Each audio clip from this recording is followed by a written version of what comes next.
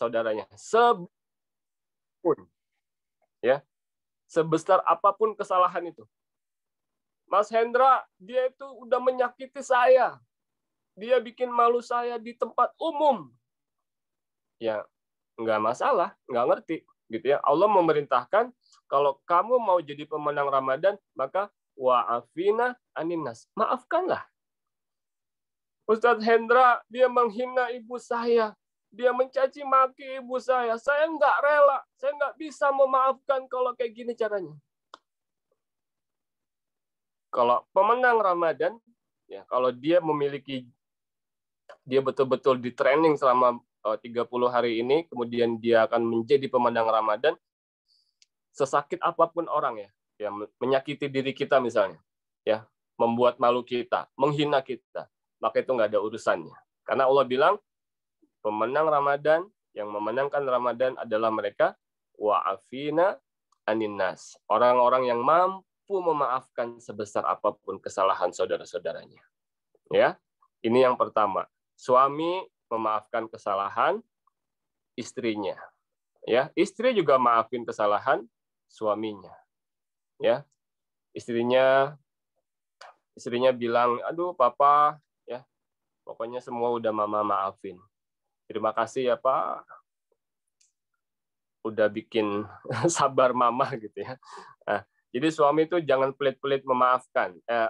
Istri itu jangan pelit-pelit memaafkan. Ya, istri harus banyak-banyak memaafkan suaminya. Ya, suaminya juga gitu Pak. Ya, suaminya juga gitu. Harus melapangkan hatinya untuk memaafkan. Ya, memaafkan kecerewetan suaminya, istrinya gitu ya. Itu udah biasa Pak. Di sini ada nggak para suami ini? Ya, jadi maafkan. Karena ini yang diperintahkan oleh Allah Subhanahu Wa Taala. Kalau kita mau jadi pemenang Ramadan, maka maafkanlah kesalahan saudara-saudara kita, sebesar apapun itu. Ya, orang tua memaafkan kesalahan anak-anaknya, anak-anaknya memaafkan kesalahan orang tuanya. Jadi nggak ada dendam. Jadi nanti kita keluar Ramadan, kita sudah betul-betul memaafkan semua kesalahan. Jadi nggak usah nunggu Lebaran maaf-maafannya, mulai hari ini. Ya, jadi kita nggak tahu apakah nanti Lebaran kita masih ada umur, kita nggak tahu, Allahu a'lam. Maka ciri pertama yang menjadi pemenang Ramadan adalah siapa? Yaitu mereka yang mau memaafkan sebesar apapun kesalahan saudara-saudaranya. Ya, Allah aja mau mengampuni sebesar apapun dosa kita, masa kita enggak? Tapi Mas Hendra, dia itu betul-betul menghina saya, memalukan saya. Wah, ya nggak masalah, gitu ya, teman-teman. Orang menghina kita, orang mencaci kita, itu urusannya dia dengan Allah Subhanahu Wa Taala.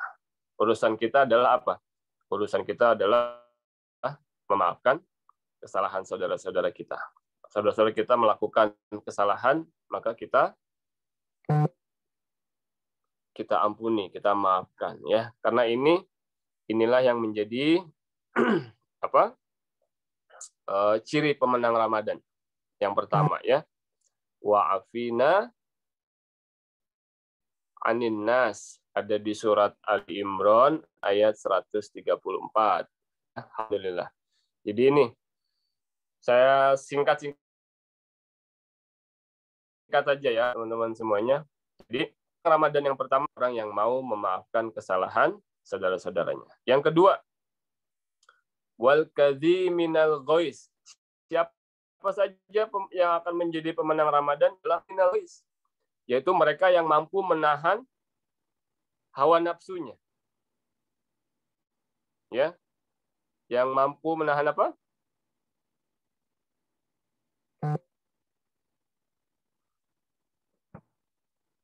Yang mampu menahan hawa.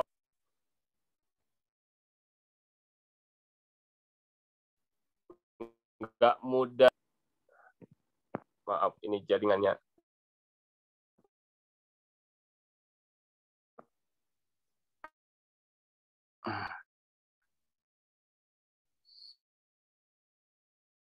Jadi yang kedua adalah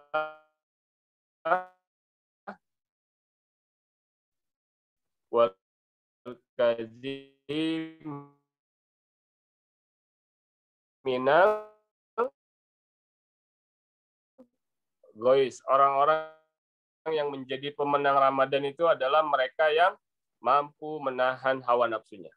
Orang tua nggak mudah marah-marah sama anaknya. Yang dirahmati Allah. Ibu jadi pemenang Ramadan.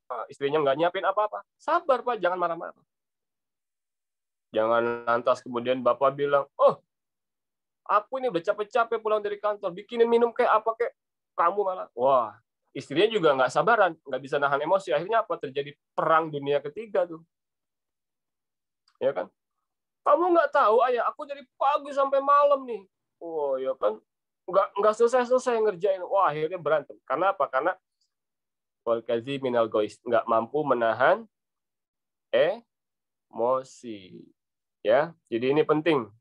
Ini yang kalau kita mau jadi pemenang Ramadan, ya kalau kita mau jadi pemenang Ramadan maka wal kazi minal gois, kita harus mampu menahan apa? Hawa nafsu kita. Ya, emosi, termasuk mampu menahan hawa nafsu saat belanja. Ya, ini kan mau Idul Fitri nanti nih. Ya. Jadi kalau pemenang Ramadan tuh dia tahu mana yang menjadi kebutuhan, mana yang jadi keinginan. Dia bisa ngerem. Ya. Jadi hawa nafsu belanjanya itu itu bisa diukur. Ya. Jadi nggak kebablasan, belanjanya nggak kebablasan. Ya. Mohon izin, suara saya jelas nggak ya, Mas Adli atau Mbak? Jelas, jelas. Atau saya izin sebentar matiin kamera. Kalau di sini putus-putus ya gambar saya. Jelas, Ustadz. Jelas ya? Oh, alhamdulillah. Ya. Nanti kalau kurang jelas, tolong di chat aja ya, diinformasikan. Baik, sampai mana tadi tuh? Kita harus mampu menahan hawa nafsu. Termasuk hawa nafsu nanti nih di akhir Ramadan, ya kan? Banyak diskonan. Aduh, ini teh ujian Bapak Ibu semua teman-teman ya. Insya Allah ini jadi ujian. Siapa yang menjadi pemenang Ramadan adalah mereka yang mampu apa? Mampu menahan hawa nafsunya. Belanja boleh, tapi nggak boleh kebanyakan. Ya kan? Belanja boleh, tapi nggak boleh kebanyakan. Ingat ya, harus ditahan hawa nafsunya. Ya kan? Bukankah puasa itu adalah salah satunya adalah mengontrol emosi kita? Nah, maka orang-orang yang bisa mengontrol emosinya, menahan amarahnya ini, maka insya Allah dia akan menjadi pemenang Ramadan. Ya, jadi kalau masih suka marah-marah, suka emosian, ya, suka apa lagi? Misalnya ya gampang gitu ya. Lagi bawa mobil, lagi bawa motor, gitu misalnya bawa kendaraan, lihat di depan ada yang lambat sedikit, tin, klaksonnya nggak sabar-sabaran ya. Ya. Nah, ini berarti dia belum termasuk yang menjadi pemenang Ramadan, gitu ya. Dan yang ketiga, kita persingkat aja ya, teman-teman semuanya. Mohon maaf, saya coba matiin kamera sebentar. Yang ketiga adalah tadi yang pertama apa? Wa'afina anin nas. Ya, siapa pemenang Ramadan? Yaitu mereka yang mampu memaafkan kesalahan saudara-saudaranya. Ya. Yang kedua, wal kadhiminal gois. Siapa yang jadi pemenang Ramadan? Siapa yang menjadi pemenang Ramadan yang kedua adalah mereka yang mampu ya menahan hawa nafsunya, menahan emosinya, nggak mudah marah, gitu ya, nggak gampang emosian, gitu ya. Insya Allah itu akan menjadi pemenang Ramadan. Ya. Dan yang terakhir, siapakah yang menjadi pemenang Ramadan selanjutnya adalah alladzina yunfikuna fis sarra wad dharra. Ya, alladzina yunfikuna fis sarra wad dharra. Jadi ini insya Allah Saya izin mematikan kamera aja ya, karena sepertinya sinyalnya agak kurang baik nih di sini. Yang penting suaranya jelas dulu.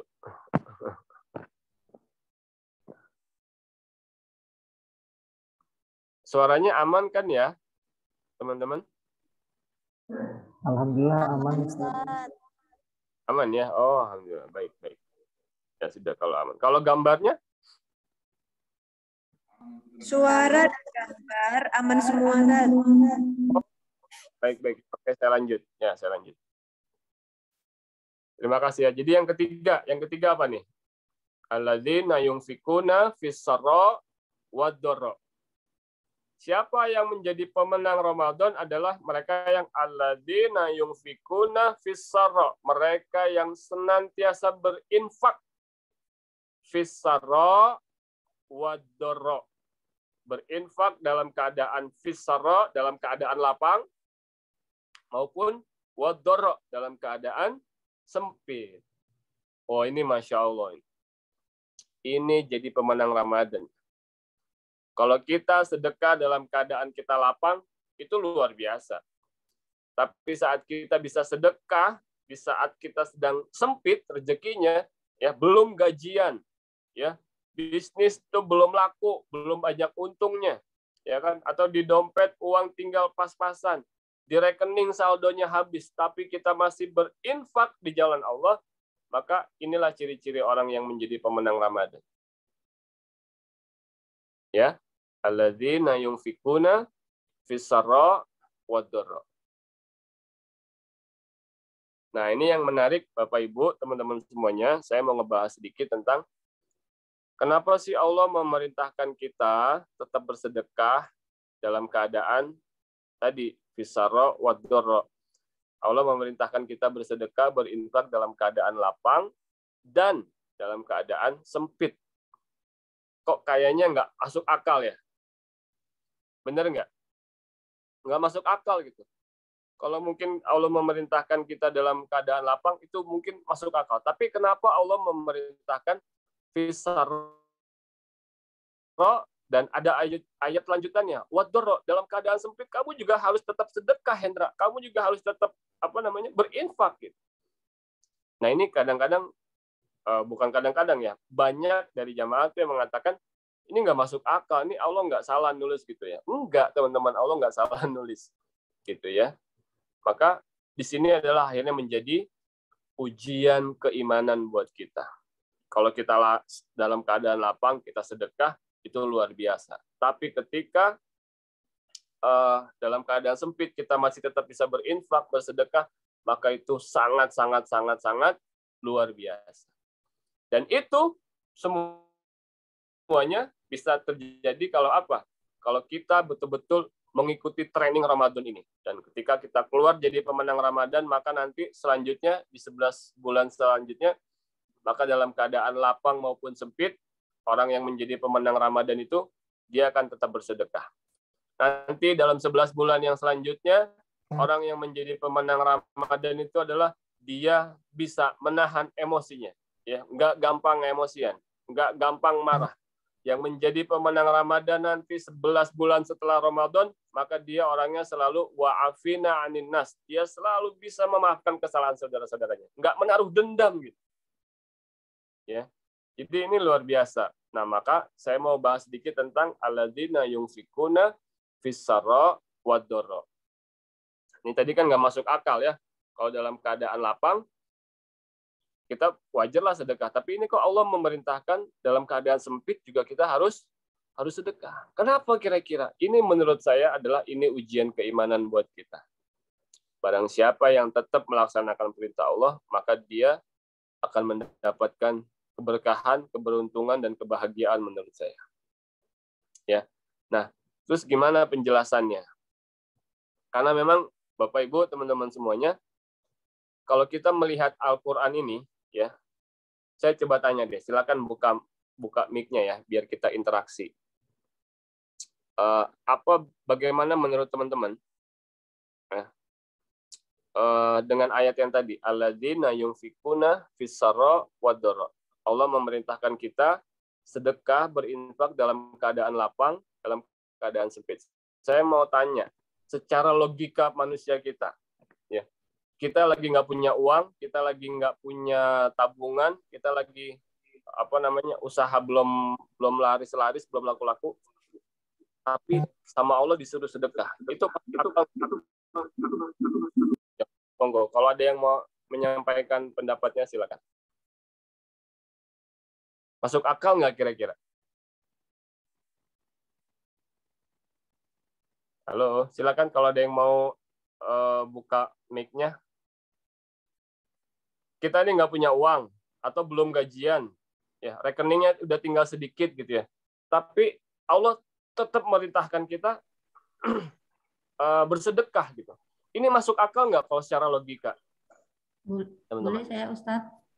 Boleh. Masuk akal, Ustadz. Hah? Boleh. Nggak. Boleh, Ustadz. Nggak. Saya menyampaikan. Assalamualaikum warahmatullahi wabarakatuh. Nih disambi di kantor ya, Ustadz. Ya. Silakan, Jadi menurut saya itu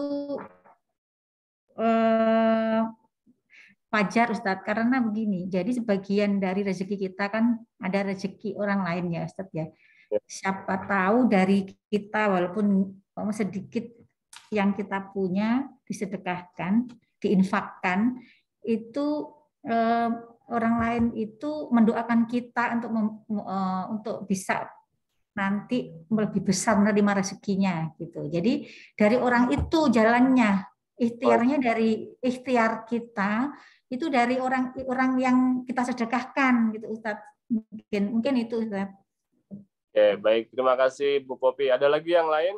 Ya. Ada lagi? Siapa lagi yang mau menyampaikan?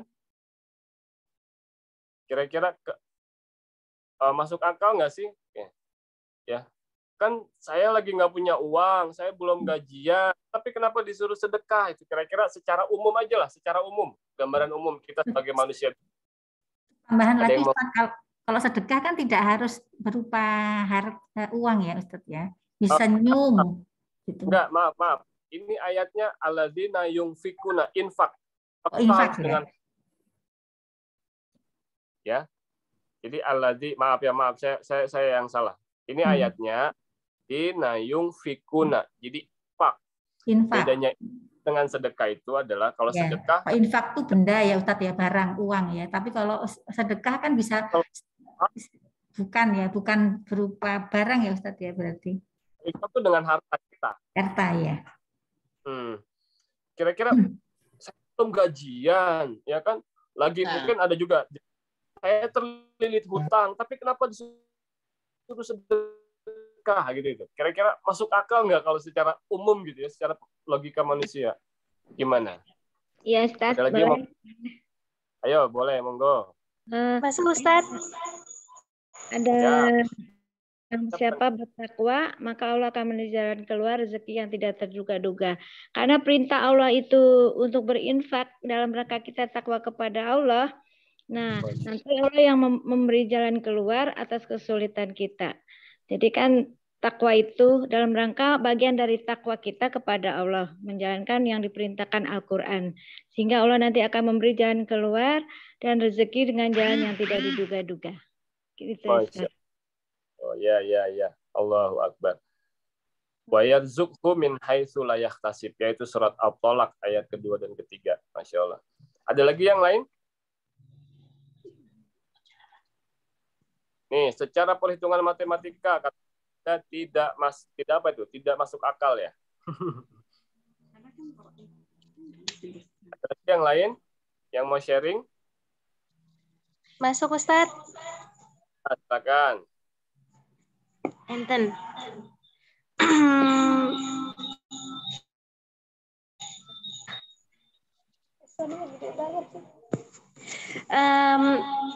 Bersedekah dalam keadaan sempit memang secara nalar manusia tidak masuk akal, tetapi bersedekah dalam keadaan lapang maupun sempit adalah salah satu tanda ketakwaan kita sebagai manusia, insya Allah. Seperti dalam surat Al-Baqarah ayat ketiga, alladzina yu'minuna bil ghaibi wa yuqimunas shalah wa mimma razaqnahum yunfikun gitu. Yap. Pernah sih ngalamin kayak gitu, Ustaz. Jadi ada sedekah nasi yang saya lakukan setiap hari Jumat. Tapi di luar sedekah-sedekah yang lain gitu. Suatu ketika saya ini ngerasa, ya Allah, kalau aku sedekahkan nanti uangnya nggak cukup gitu. Tapi ketika ingat ayat itu saya langsung, ya udah nggak apa-apa. Biar nanti Allah aja yang atur gitu. Jadi akhirnya saya tetap melakukan, tapi ada aja gitu. Soalnya gini, uang itu ada atau nggak ada, banyak atau sedikit, kalau kita nggak sempat sedekah itu rasanya kayak kurang gitu. Habis sama-sama aja habis gitu. Ya, baik. Terima kasih Mbak Entan ya. Jadi kesimpulannya gimana nih teman-teman? Saya mau tanya ya. Teman-teman kan udah dapat ayat ini ya. Diperintahkan sama Allah untuk bersedekah, untuk berinfak, lebih tepatnya berinfak dengan harta kita dalam keadaan lapang maupun dalam keadaan sempit. Maka pertanyaannya, jujur ya, jawabnya jujur ya. Dan jangan terpaksa juga, jangan terpaksa. Ini karena ditanya sama Mas Hendra, sama Kang Hendra, maka saya jawabnya terpaksa gitu, karena nggak enak. Misalnya gini, pertanyaannya gini. Tadi kan tetap disuruh berinfak dalam keadaan lapang dan sempit. Nah, pertanyaan saya selanjutnya. Belum dapat THR. Ya, gajian belum. Kalau hari ini saya minta teman-teman semua bersedekah, pada mau nggak? Kira-kira gitu. Mungkin mau. Ustaz. Mau. Rezeki yang ngatur kan Allah, Ustaz. Mau. Allah. Ini jangan terpaksa nih, jangan terpaksa. Ya. Enggak terpaksa. Maksudnya gini, maksudnya nanti kita praktekin. Ya. Pak Ibu, teman-teman semuanya, kan udah ketemu ayat ini, ya, surat Al-Imran 134. Allah mengatakan, ya Rob, bilang ke kita atau bilang ke saya misalnya, Hendra, alladzina yunfikuna fis-sarra wad-dharra. Pokoknya kamu harus tetap berinfak dengan hartamu, Hendra. Kamu udah gajian atau belum, tetap tolong saudaramu. Kamu dapat THR atau belum, tetap bantuin saudaramu. Berinfaklah. Jualanmu belum laris, kata Allah, tetap Hendra, kamu harus infak di jalan Allah. Masukin ke masjid. Tip ke YDSF misalnya, atau kemana. Kira-kira nanti. Ya, Bapak Ibu yang dirahmati Allah, nanti tiba masanya, kondisi kita dalam keadaan mungkin tidak lapang rezekinya.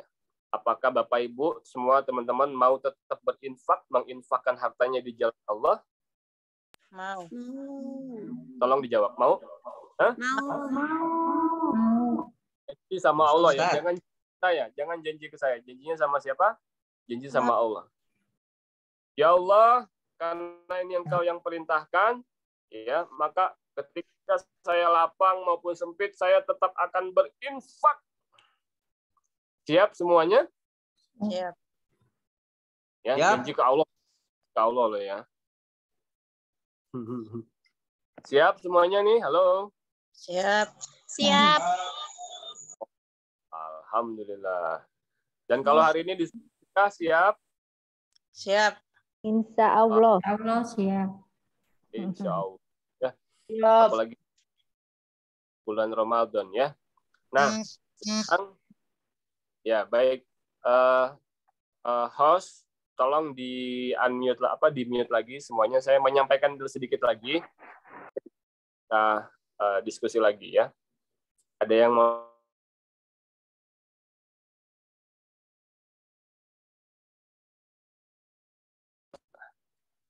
sudah memberikan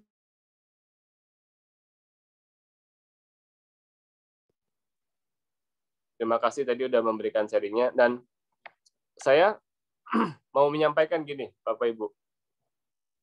Secara logika manusia, ayat tadi ya, alladzina yunfikuna fis-sarra wad-dharra itu ya, kita sedekah dalam keadaan lapang, itu masuk akal lah, nggak apa-apa. Tapi ketika dalam keadaan sempit, itu secara logika manusia, ya, cara kerja otak manusia, itu biasanya akan menolak.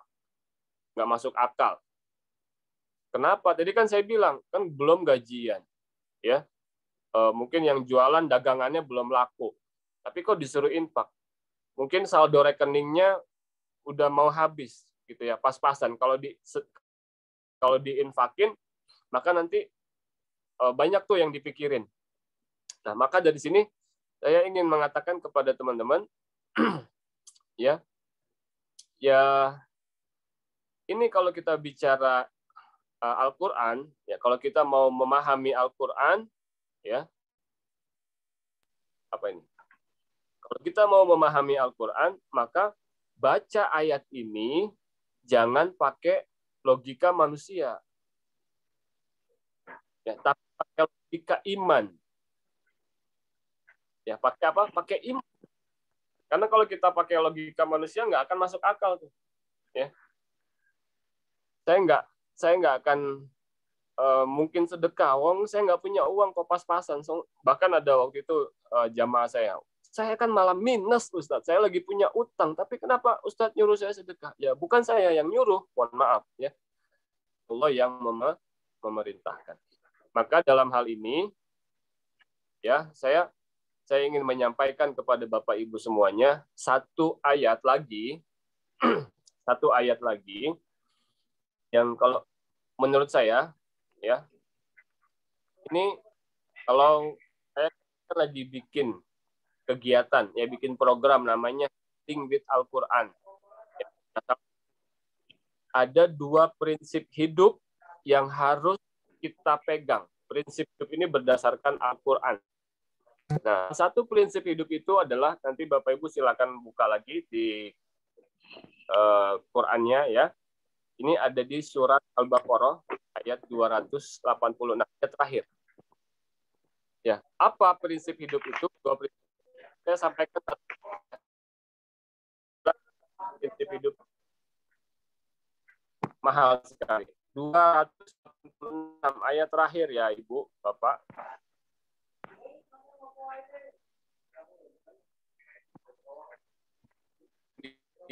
Ini dulu, Mas, di mute all dulu.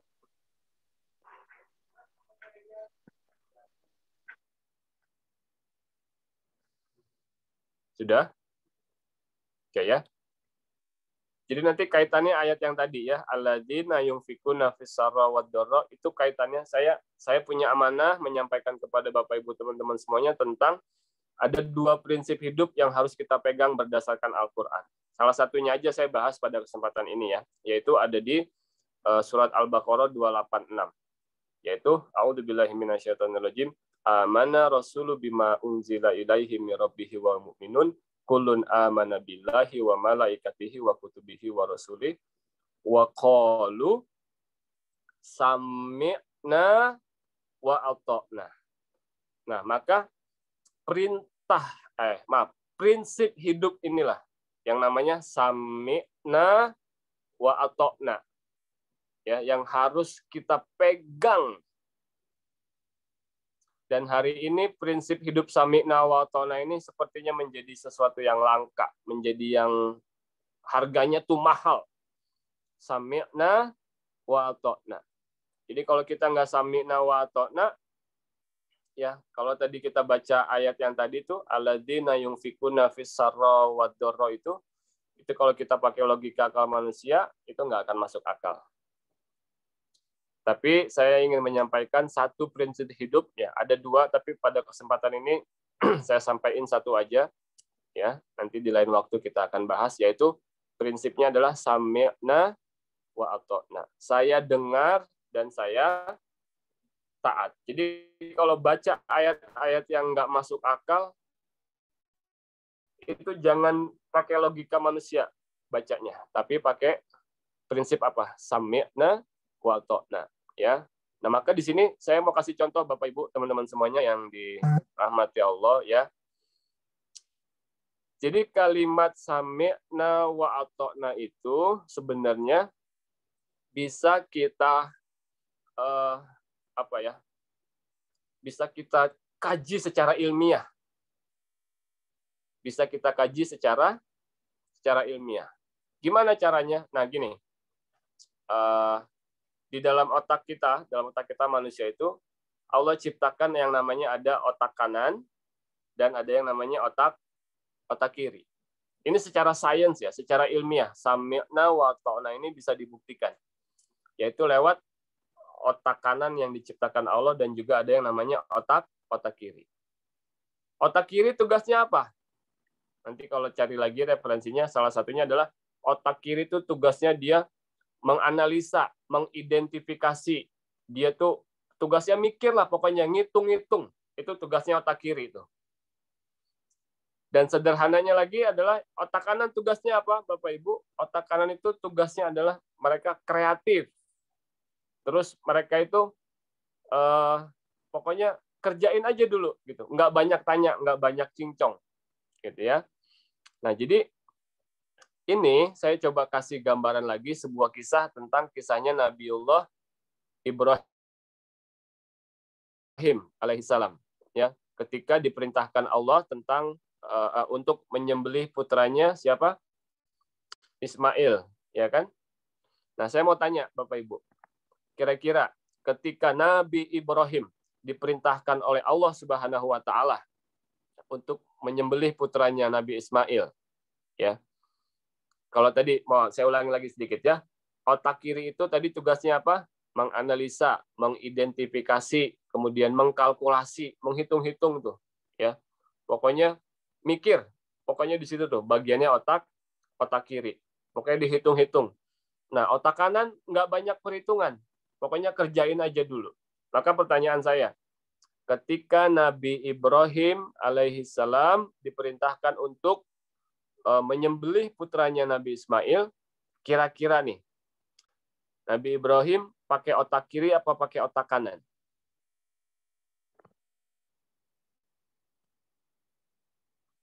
Ayo, silakan. Hah? Pakai apa otak apa? Otak kanan, ya kan? Iya, karena kalau Nabi Ibrahim pakai otak kiri, ya kan pakai otak kiri nih misalnya, pasti itu akan banyak pertanyaan dari Nabi Ibrahim. Pasti Nabi Ibrahim akan hitung-hitungan dulu. Nanti kalau Nabi Ismail saya sembelih, apa untungnya buat saya? Wah, dihitung dulu. Terus kemudian diidentifikasi dulu sama Nabi Ibrahim. Wah, kelamaan tuh. Nggak akan jadi ya. Makanya ya kan kelamaan gitu ya. Ya, kelamaan itu. Jadi makanya Nabi Ibrahim pakai otak kanan. Pokoknya karena ini yang merintahkan Allah, maka tadi sami'na wa ata'na. Saya dengar dan saya taati ya Allah. Saya kerjain. Nah, akhirnya ya yang kita alami sekarang dari sami'na wa ata'na-nya Nabi Ibrahim itu apa yang kita dapatkan? Salah satunya adalah keberkahan syariat berkurban, ya kan? Nah, ini tolong dicatat lagi. Ya, boleh dicatat di tulisannya, di notutnya, di bukunya atau di apapun, ya. Orang yang sami'na wa ata'na kepada Allah dan Rasul-Nya, maka dia akan mendapatkan 3 hadiah dari Allah. Hidupnya akan dipenuhi dengan keberkahan, hidupnya akan dipenuhi dengan kebahagiaan, dan hidupnya akan diangkat ya penuh kemuliaan dari Allah Subhanahu wa taala. Mulia di dunia dan akhirat. Jadi apa? Hadiahnya orang-orang yang sami'na wa ta'na, keberkahan, ya kan? Kebahagiaan dan kemuliaan. Ya. Kita dapat berkahnya dari sami'na wa ta'na-nya Nabiullah Ibrahim, yaitu syariat berkurban. Ya, kemudian Nabi Ibrahim Allah angkat derajatnya, Allah muliakan. Ya. Nah, orang yang sami'na wa ta'na demi Allah, dia akan mendapatkan 3 ini. Kebahagiaan hidupnya, kemudian keberkahan, ya kan? Dan yang ketiga adalah kemuliaan di dunia dan nanti di akhirat. Itu orang-orang yang sami'na wa ta'na. Jadi, kalau kita bayangin Nabi Ibrahim saat dapat perintah dari Allah, ya kan, menyembelih putranya Nabi Ismail itu, Nabi Ibrahim pakai otak kiri, nggak akan ada syariat kurban, teman-teman. Ya, nggak akan ada syariat kurban. Banyak lagi kisah-kisah di Al-Quran, nanti mungkin lain waktu kita bisa bahas, yang menceritakan tentang bab sami'na wa ata'na ini. Ya, jadi sekali lagi intinya dari sami'na wa ata'na ini, maka kita akan mendapatkan apa? 3 hadiah tadi ya. Kebahagiaan, keberkahan, dan kemuliaan. Jadi kalau ada perintah tadi, alladzina yung beriman, orang-orang yang beriman, tetaplah kalian berinfak ya dalam keadaan lapang maupun sempit, maka ya udah sami'na wa ata'na. Nah, sekarang saya mau tanya lagi. Ini nanti tolong jawab yang jujur ya. Tolong jawab yang jujur. Ibu-ibu nih, nggak apa-apa nih. Khusus ibu-ibu lah saya tanya nih.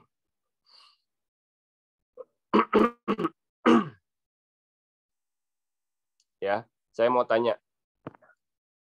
Bu, kalau punya uang 1 juta, ya, kalau mau punya uang 1 juta, misalnya ibu punya uang 1 juta nih, itu mau dibeliin baju lebaran atau mau disedekahin? Tolong jawab yang jujur. Hah? Mau dibeliin baju lebaran apa mau diinfakin kayak DSF misalnya? Hah? Punya uang 1 juta nih, ya, punya uang 1 juta, mau dibuat baju lebaran apa diinfakin? Dua-duanya, Ustadz. Dua-duanya. Lebih banyak infaknya. Lebih banyak infaknya. Lebih banyak. Jujur dari hati. Gitu. Buat Ya, jujur. Buat baju lebaran, Ustadz. Beranak-anak jujur dari lubuk hati ini. Oh, luar biasa. Iya, benar-benar. Nggak apa-apa. Terus ada lagi yang lain? Mau disedekahin apa? Dua-duanya, Ustadz. Dua-duanya. Berapa persen? Ya, diinfakkan, terus kan kita bisa ngatur yang kita. Jadi manfaatnya anak-anak kan bisa diberi diberi pengertian, maksudnya gitu. Jadi Allah yang ngasih rezeki ke kita, berarti infakkan lebih banyak proporsinya dibandingkan beli lebaran ya di duniawi ya. Kan harus imbang ya Ustadz ya. Seperti surat Al-Hadid ya, harus imbang. Jadi ada juga ada. Tapi banyaknya yang ini yang infak. Mungkin berapa ya, 60-40 atau 70-30 kalau saya. Yang 70 infaknya, 30% itunya kan untuk menyenangkan anak juga gitu. Oke. Jadi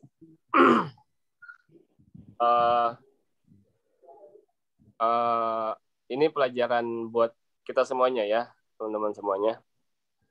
Jadi sebenarnya kalau dalam kehidupan kita itu sebenarnya gini.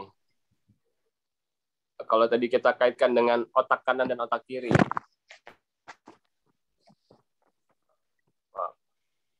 Kalau kita kaitkan antara otak kanan dan otak kiri,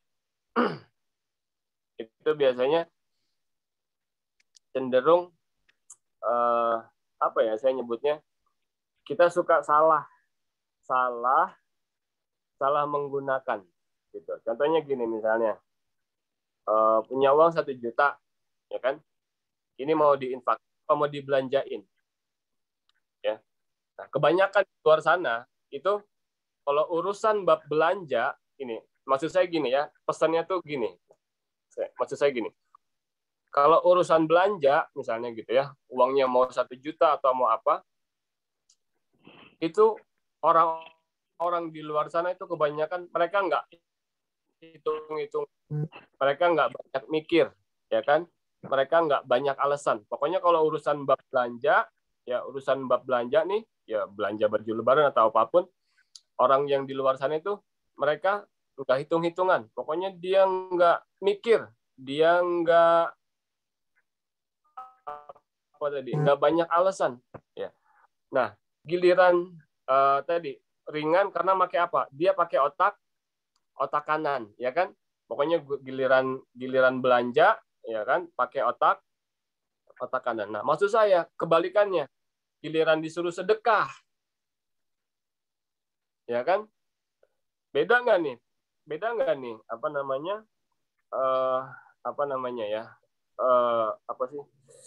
Rasanya gitu.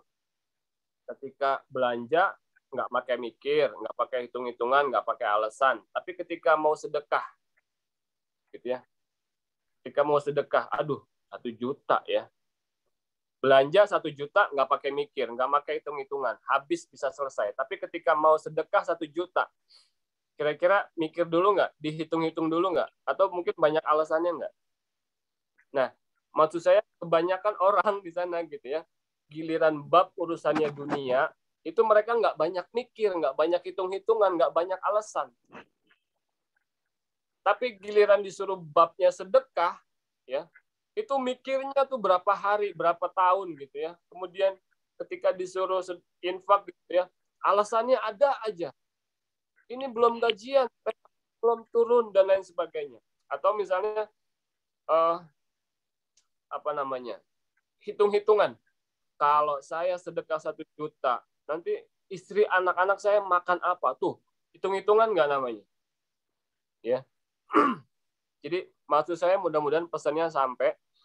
Saya memang kalau online ini rada-rada kagok ya kalau menyampaikan materi itu karena asa gimana gitu. Tapi mudah-mudahan ini bisa disampaikan, bisa dipahami oleh Bapak Ibu, teman-teman semuanya bahwa ya kita harus proporsional gitu. Saat belanja kita nggak pakai mikir-mikir, kita nggak pakai hitung-hitungan. Pokoknya belanja semua dia. Nah, tapi giliran disuruh sedekah, YDSF nih punya program, misalnya buka puasa anak yatim, YDSF punya program, beasiswa buat santri dan disuruh bayar zakat sama YDSF. Kita tuh mikirnya seminggu, sebulan. Hitung-hitungannya, kalau saya sedekahin, nanti gimana ya? Gini-gini. Wah, itu panjang itu. Ya, kalau secara ilmiah tadi apa? Kalau giliran bab sedekah, kita pakainya otak kiri. Benar nggak? Ya, pakai otak kiri. Karena apa? Dihitung dulu, diidentifikasi dulu, kemudian dikalkulasi dulu, gitu ya. Kemudian belum lagi untung ruginya didapetin apa. Ini kan Masya Allah. Ya, tapi giliran bab sedekah kebanyakan itu nggak pakai otak kiri. Nggak kepake tuh otak kirinya, ya kan? Nggak ada hitung-hitungannya, pokoknya belanja. Ini di sana, yang di luar kebanyakan kejadiannya kayak gitu. Ya, maka saya ingetin lagi nih hari ini supaya ketika Allah memerintahkan sedekah, Allah memerintahkan sholat, Allah memerintahkan Allah dan Rasulnya apa? Kita harus sami'na wa ata'na. Banyak hitung-hitungan, nggak usah banyak mikir, ya, nggak usah banyak alasan gitu. Nah, tadi makanya orang-orang yang sami'na wa ata'na, maka dia akan mendapatkan apa tadi 3, ya kan? Keberkahan hidupnya, kebahagiaan, kemuliaan. Semuanya itu di dunia dan di akhirat. Jadi ini mudah-mudahan bisa dipahami ya bahwa Allah ciptakan kanan otak kiri ini kita harus proporsional ya. Dan otak kanan itu adalah bahasa Qur'annya wa ta'na. Kalau Allah sama Rasulnya yang memerintahkan, jadi tolong Bapak Ibu jangan kebanyakan mikir, jangan kebanyakan hitung-hitungan, jangan kebanyakan alasan, ya. Jadi insya Allah saya kalau pernah lihat di video Instagram saya atau mungkin di media sosial saya bikin contoh ya, ini sebagai penutup kita hari ini. Kenapa orang sulit bersedekah? Saya bikin gitu judulnya. Kenapa orang sulit bersedekah? Karena apa? Orang yang sulit bersedekah itu ada 3 alasan yang tadi. Karena dia pakai otak kiri, ya. Apa? Orang sulit bersedekah karena dia kebanyakan mikir, kebanyakan hitung-hitungan, dan kebanyakan alasan. Ini akhirnya nggak jadi sedekahnya tuh. Kebanyakan mikir, kebanyakan hitung-hitungan, kebanyakan alasan. Kira-kira nggak sedekah? Bakal jadi nggak berinfak? Nggak akan. Ya, dia kebanyakan dihitung, ya kebanyakan maka nggak akan jadi itu sedekahnya.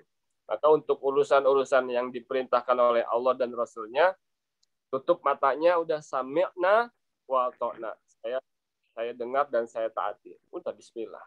Termasuk urusan bersedekah. Ya.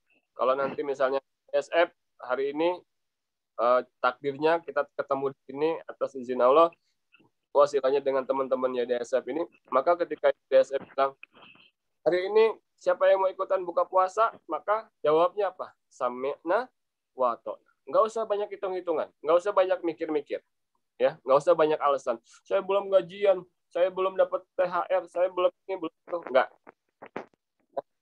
Nanti silakan kalau emang mau kita praktekin, ya, sami'na wa ta'nanya, kita berinfak, bersedekah di bulan Ramadan ini.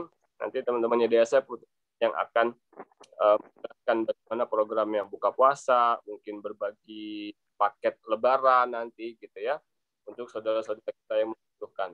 Ya, insya Allah nanti teman-teman silakan tinggal transfer aja, atau nanti mungkin teman-teman dari panitia ini akan menyiapkan nomor atau gimana yang bisa dihubungi ya, sebagai bagian dari kita praktek nih sami'na wa ta'na. Kita diperintahkan oleh Allah untuk apa? Untuk berinfak di jalan Allah Subhanahu wa taala. Salah satunya lewat JDF hari ini ya. Dan mudah-mudahan ilmu ini bisa bermanfaat buat kita semuanya, dan kita menjadi orang-orang yang apa? Yang sami'na wa ata'na ya, yang mentaati Allah dan Rasul-Nya. Itu mungkin dari saya sementara. Bisa di mute ya. Kalau dulu makanya kita akan tutup langsung dengan doa. Mohon maaf. Ya, kita langsung tutup. Atau mungkin mau ada pertanyaan dari Bapak Ibu, silakan sih kalau misalnya mau ini. Masih ada waktu enggak ya?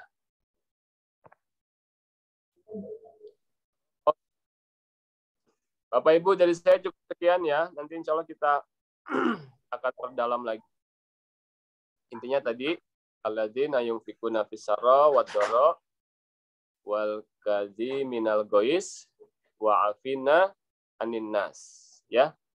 Jadi insya Allah ini pelajaran kita hari ini, mudah-mudahan bisa bermanfaat. Dan kalau ada yang mau ditanyain, saya tergantung sama yang punya acara nih, apakah masih ada waktunya atau belum. Atau masih ada waktunya atau sudah habis. Silakan. Halo, hostnya siapa ini? Mbak Risma atau teman-teman? Jadi saya sementara cukup ya. Jadi tema yang tadi kita bahas. Oke, silakan Mbak Afiko atau Mas Afiko ini. Silakan di chat ya.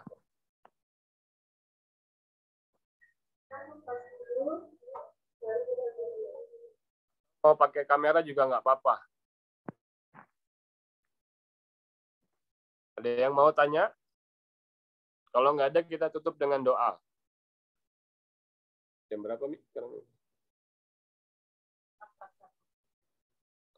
Oke, Ustadz Hendra, mungkin saya masuk, Oke. Ya, silakan, Mas. Oke, teman-teman semua, sekedap ya sebentar. Saya ada sebuah video yang mungkin bisa menjadi motivasi untuk teman-teman dan bisa melihat betapa bahagianya saudara-saudara kita yang membutuhkan ketika mendapatkan bantuan dari sahabat-sahabat semua.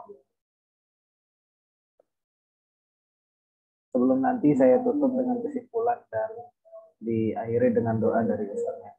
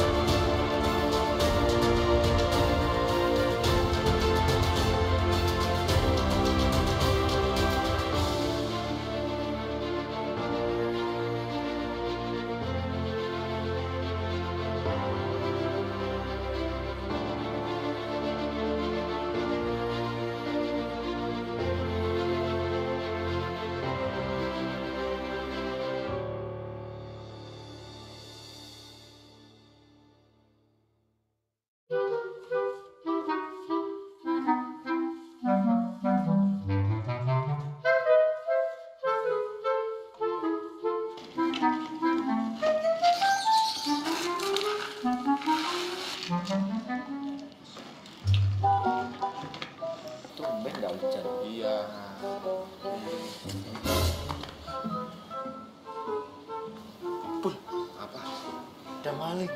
Bingung kok maling. Kayak gitu masa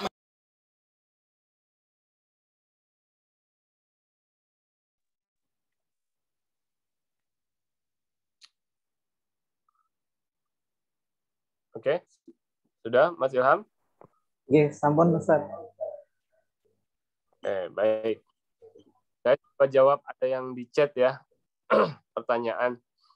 Kalau ada saudara yang sakit, ya harus bantu yang sakit atau sedekah ke yang lain. Maka jadi gini, Bapak Ibu teman, infak yang terbaik, sedekah yang terbaik itu menurut Rasulullah adalah yang paling utamanya sedekah itu kita salurkan ke siapa? Ya, itu adalah ya saya sampaikan bahwa infak terbaik itu disalurkan kepada orang yang terdekat yang paling membutuhkan.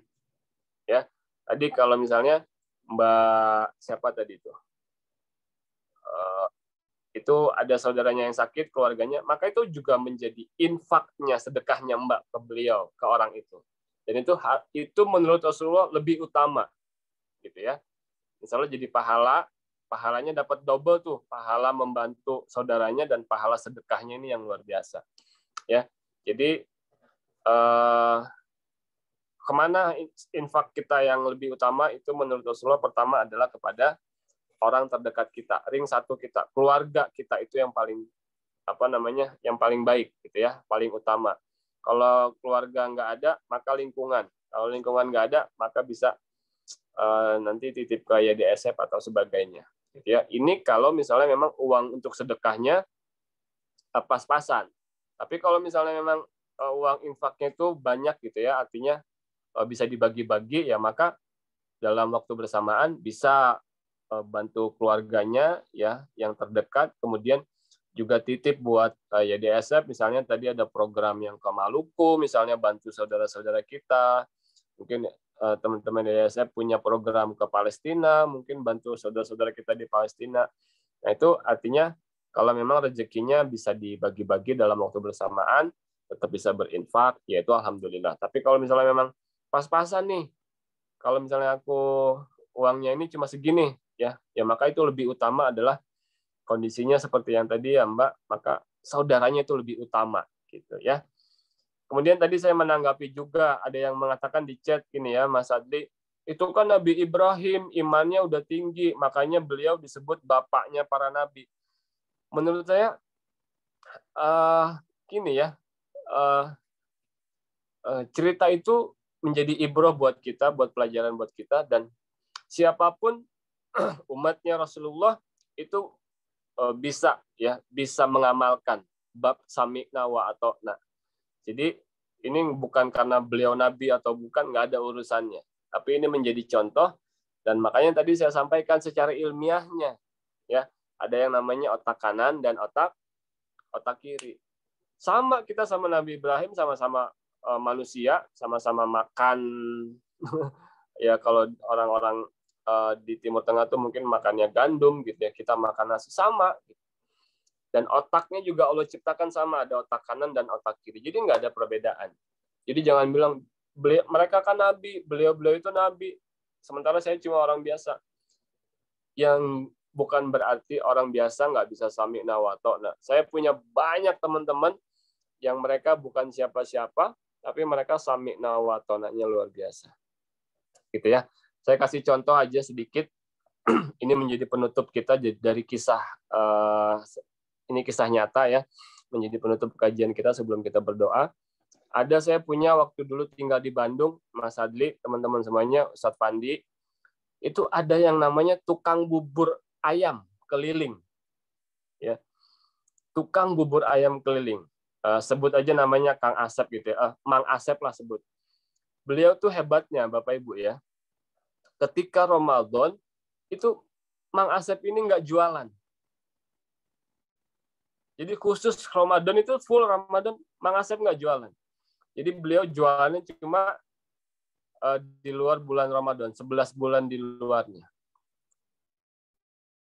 Terus pas saya bilang, Mang, kenapa? Atuh kan bulan puasa nggak jualan, kenapa emang sepi? Enggak, justru bulan puasa rame, tapi ya saya emang Beliau mengatakan udah 5 tahun ini setiap Ramadan beliau enggak.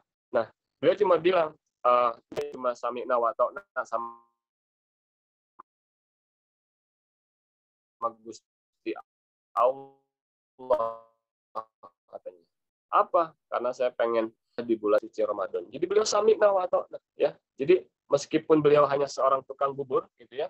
Dan yang hebatnya lagi beliau mengatakan dari 11 bulan itu ya insya Allah kalau buat baju lebaran anak-anak udah cukup. Kalau buat jajan anak-anak selama bulan Ramadan insya Allah udah cukup dari jualannya selama 11 bulan coba. Allahu Akbar. Dan di bulan Ramadan si Mamang ini dia nggak mau jualan. Terus mau ngapain? Dia mau sami'na wa ta'na sama Allah dan Rasulnya. Lewat apa? Lewat ibadah, infak dan sedekah gitu ya. Pokoknya mau fokus ibadah di bulan suci Ramadan. Artinya ini siapapun bisa gitu ya. Kalau mau sami'na wa ta'na kepada Allah Subhanahu wa taala dan kepada Rasulnya gitu ya. Oke, cukup mungkin Mang tuh jadinya Mas Adli ada lagi pertanyaan kayaknya. Itu ada terakhir Ustaz. Apa? Gimana kalau ada yang mau kita sedekahkan dan ada keluarga yang sangat membutuhkan tapi beda agama? Oh. Ya nggak apa-apa. Kalau itu saudara satu kandung, gitu ya, saudara satu kandung walaupun beda agama, itu insya Allah lebih prioritas lebih dibutuhkan. Insya Allah pahalanya juga besar, gitu ya. Siapa tahu jadi jalan dari sedekah itu menjadi jalan hidayah buat beliau yang beda agama akhirnya karena kebaikan kita ya lewat infak sedekah yang kita berikan itu bisa jadi jalan hidayah, asbab hidayah buat saudaranya yang beda agama, ya kan? Ini dicontohkan sama Rasul ketika Rasul itu setiap pagi selalu menyuapkan makanan kepada orang Yahudi buta, ya kan, kakek Yahudi buta di pasar, ya kan? Ini kan udah jelas, ini beda agama gitu ya. Nah, Nabi udah mencontohkan. Dan saya berdoa, Mbak, siapa tadi? Mudah-mudahan sedekahnya itu jadi jalan hidayah gitu loh. Ya, Mas Adli dan teman-teman semuanya. Jadi kalau emang saudara kita ada yang membutuhkan tapi beda agama, ya sambil berdoa setelah bersedekah. Ya Allah, mudah-mudahan dengan sedekah ini hidayah Allah datang buat orang itu. Gitu. Jadi dapat pahala sedekahnya, dapat pahalanya nanti kalau beliau misalnya masuk Islam. Allahu a'lam bishawab. Barakallah, terima kasih Ustaz untuk materinya. Kita akhiri dengan doa. Saya bagikan beberapa kesimpulan sama ada masih dari teman-teman panitia kepada teman-teman peserta. Kesimpulannya untuk pertemuan pada pagi menjelang siang hari ini mengenai ciri pemenang Ramadan. Yang pertama adalah hamba yang memaafkan saudaranya. Yang kedua adalah orang yang mampu menahan hawa nafsunya, amarah, dan seterusnya. Dan yang ketiga adalah orang yang berinfak ketika dalam keadaan lapang maupun sempit. Itu kesimpulan untuk pagi menjelang siang pada hari ini. Dan satu informasi penting yang teman-teman tadi disampaikan oleh teman-teman panitia bahwasanya ada hadiah dari YDSF kepada beberapa peserta yang hadir paling awal. Oh, alhamdulillah. Gitu.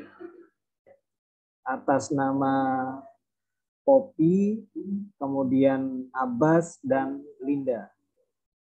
Jangan keluar dulu ya, kita belum doa. Di sini kita doa. Insya Allah saya dekat kali dengan Masjidil Haram. Mudah-mudahan keberkahannya Masjidil Haram bisa semakin lebih mudah doa kita dikabulkan oleh Allah Subhanahu wa taala ya. Nanti saya tuliskan di chat dan mohon teman-teman yang tadi saya sebutkan namanya bisa menghubungi panitia gitu. Min haitsu la yahtasib. Mungkin kita langsung ke doa Ustaz. Baik, ya kita doa ya. Sudah di-mute semua ya. Baik, ala hadhihi niyah al-Fatihah. A'udzubillahi minasyaitonirrajim. Bismillahirrahmanirrahim. Alhamdulillahirabbil alamin. Iyyaka na'budu wa iyyaka nasta'in. Shiratal ladzina Astaghfirullahaladzim, astaghfirullahaladzim. Akal hamdu ya Allah ya Rabbi ya Maulana ya Ma'bud. Allahumma salli wa sallim wa barik ala Sayyidina Muhammadin wa ala alihi wa sahbihi ajma'in. Walhamdulillahi Rabbil alamin. Duhai Allah ya Rahman ya Rahim. Engkau maha menyaksikan pertemuan ini ya Rabb. Sekali lagi ya Rabb, Engkau maha menyaksikan pertemuan ini. Engkau mengetahui apa yang ada dalam isi hati kami, ya Arhamar Rahim. Duhai Allah, ya Rahman, ya Rahim. Allahumma nawir qulubana, ya Allah, binuri hidayatik. Kama nawartul arda binuri syamsik abadan abada birahmatika, ya Arhamar Rahimin. Ya Rabb, Engkau yang menggenggam alam semesta ini, ya. Engkau juga yang menggenggam hati-hati kami. Maka, dari dekat Baitullah rumahmu ini, ya Arhamar Rahimin, kami memohon, jadikanlah pertemuan ini menjadi jalan, ya Allah. Engkau berikan kelapangan bagi hati kami yang sedang sempit, ya Arhamar Rahim. Duhai Allah, ya Rahman, jadikan pertemuan ini menjadi jalan. Engkau berikan ketenangan bagi hati kami yang sedang gelisah. Ya Allah, saya lagi dekat dengan Baitullah, dengan rumahmu. Ya Allah, kami mohon ya Rabb, jadikan pertemuan ini menjadi jalan. Engkau bersihkan sekotor apapun hati kami. Engkau sembuhkan hati kami yang berpenyakit, ya Arhamar Rahimin. Duhai Allah, ya Rahman, ya Rahim, ya Latif. Engkau yang maha lembut. Dari Baitullahmu ini, ya Arhamar Rahimin, kami mohon, jadikan pertemuan ini menjadi jalan. Engkau lembutkan sekeras apapun hati kami, ya Rahman. Lembutkan sekeras apapun hati kami, ya Arhamar Rahim. Ya Muqallibal Qulub, Engkau yang membolak-balikan hati. Jadikan pertemuan ini membuat hati kami semakin yakin padamu, ya Allah. Jadikan pertemuan ini menjadi jalan, membuat hati kami semakin yakin padamu, ya Rabb.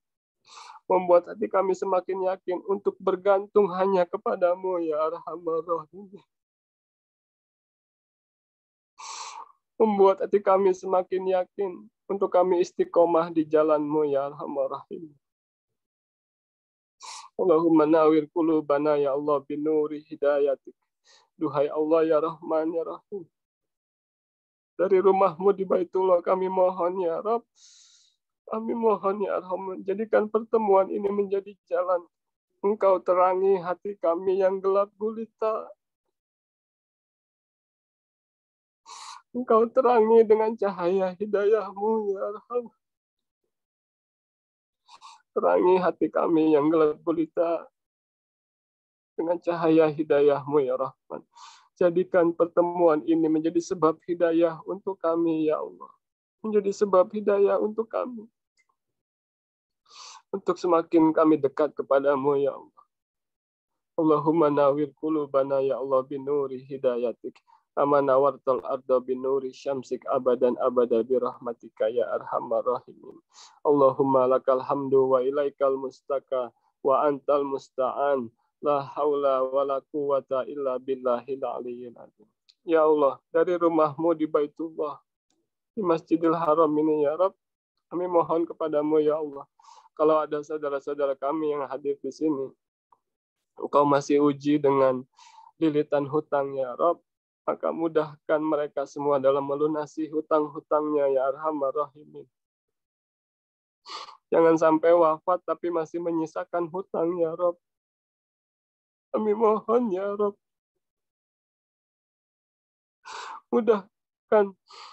Mudahkan yang masih terlilit hutang, ya Allah, untuk bisa melunasi hutang-hutangnya. Sekali lagi, ya Allah, jangan sampai wafat menyisakan hutang. Ya Allah, ya Rahman, kalau yang hadir di sini, saudaranya, keluarganya, orang tuanya, teman-temannya masih diuji dengan penyakit, ya Allah. Ya Allah ya Rahman yang masih diuji dengan penyakit. Ya Allah dengan berkahnya Baitullah di Masjidil Haram kami mohon ya Allah jadikan pertemuan ini menjadi jalan. Engkau sembuhkan siapapun yang sedang sakit ya Arhamar Rahimin. Engkau sehatkan terus badannya. Sehat walafiat. Supaya bisa sedekah, supaya bisa ibadah, bisa sholat, bisa puasa, bisa maksimal ibadahnya di bulan suci Ramadan ya Allah. Angkat penyakitnya, sembuhkan dengan total ya Syifa. Engkau yang maha mengobati ya Allah. Asyifa ya Rahman ya Rahim. Sembuhkan siapapun yang sedang sakit ya Arhamar Rahimin. Sehatkan lagi badannya. Sehat walafiat untuk taat dan beribadah kepadamu ya Allah. Ya Arhamar Rahimin, kalau yang hadir di sini keluarganya, saudaranya, teman-temannya sudah menikah tapi belum punya keturunan. Sudah menikah tapi belum punya keturunan ya Rabb. Dari Baitullah, dari rumahmu kami mohon ya Allah. Titipkan kepada rahim istrinya itu ya Allah. Anak-anak yang soleh. Ya Allah, teman kami, saudara kami, siapapun. Orang-orang yang kami cintai yang belum Engkau karuniakan keturunan. Maka kami mohon ya Rabb, karuniakan kepada mereka putra-putri yang soleh, solehah. Hafiz, hafizoh ya Arham. Bisa Engkau titipkan rahim, titipkan cabang bayi di dalam rahim istrinya ya Arhamar Rahim. Padamu kami memohon ya Allah. Yang hanya keluarganya, teman-temannya belum ketemu jodoh. Ya Allah, mudahkan jodohnya yang sulit. Dekatkan jodohnya yang jauh ya Arhamar Rahim. Jadikan mereka keluarga yang sakinah, mawaddah, warahmah. Ya Arhamar Rahim. Kalau yang hadir di sini keluarganya, saudaranya, teman-temannya masih kau uji ya Allah dengan berbagai cobaan, musibah. Maka ya Fatah ya Rozak dari Baitullah rumahmu ini ya Allah kami mohon berikanlah petunjuk atas ujian, masalah dan apapun yang menjadi kendala dalam hidupnya ya Allah. Tunjukilah ya Allah, tunjukilah ya Arhamar Rahim. Kasih petunjuk bagaimana untuk bisa menyelesaikan semua masalah. Engkau berikan solusi atas semua masalahnya ya Arhamar Rahim. Duhai Allah ya Rahman ya Rahim. Kalau yang hadir di sini keluarganya, saudaranya rindu ingin kembali lagi ke Baitullah atau mungkin yang belum pernah ke Baitullah, maka undang semuanya ya Allah. Undang semuanya untuk bisa hadir lagi, untuk bisa datang ke Baitullah, untuk haji maupun umrah ya, bersama kakek neneknya, bersama anak-anak Allah, agar bisa tawaf, bisa sholat di Masjidil Haram, bisa sholat di Masjid Nabawi, ya, bisa haji maupun umrah. Allahumma zukna ziyarata baitikal mukarram wa rasulikal mu'azzam fi hazal am ya Allah. Undang semua jamaah ini ya Arhamar Rahimin. Bisa haji maupun umrah.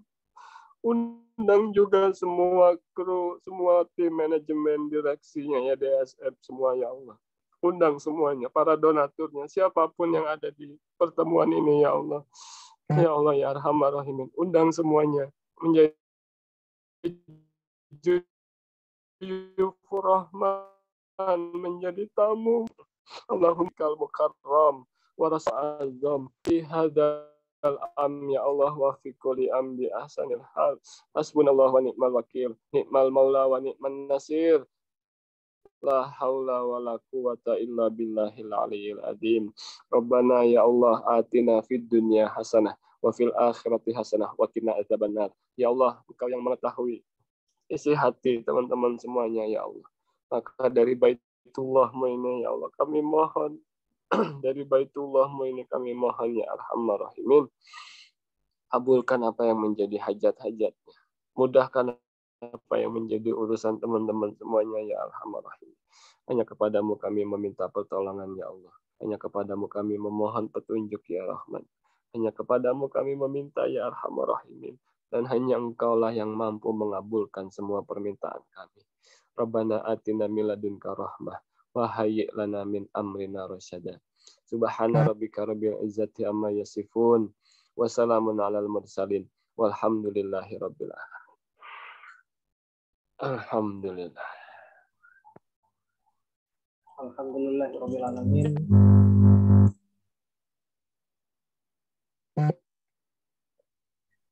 Dengan berakhirnya doa tadi, maka berakhirlah acara kita pada pagi menjelang siang hari ini.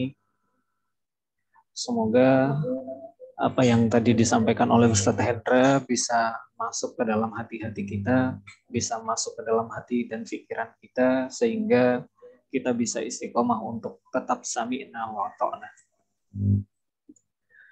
Untuk lebih barokahnya acara kita pada pagi hari ini, mari kita tutup dengan sama-sama membaca kalimat hamdalah dan istighfar.